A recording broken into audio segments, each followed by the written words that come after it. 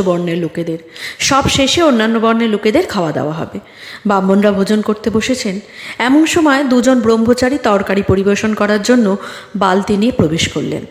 তাদের দেখে ব্রাহ্মণরা হইচই করে উঠলেন, চিৎকার করে উঠে বললেন, ওরা কোন জাত? ওদের তো পরিবেশন করতে বললে। আমাদের জাত যাবে, আমরা খাবো না। এই বলে সকলে একসঙ্গে উঠে পড়লেন।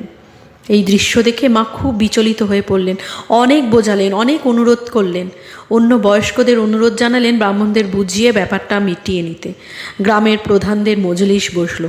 এরাই গ্রামের সব বিবাদের নিষ্পত্তি ও বিচার করতেন। এই মজলিসে উপস্থিত ব্রাহ্মণরা সকলেই ছিলেন জয়রামবাটি গ্রামেরই বাসিন্দা, মায়ের পূর্ব পরিচিতা। স্থানীয় জমিদারের প্রতিনিধি হয়ে যিনি মজলিসে উপস্থিত ছিলেন তিনি ছিলেন স্বয়ং শ্রীমার মন্ত্রশিষ্য। তা সত্ত্বেও ব্রাহ্মণদের বুঝিয়ে কোনো লাভ হলো না। তারা জানালেন শ্রী মা যদি 25 টাকা জরিমানা দেন তাহলে তারা আবার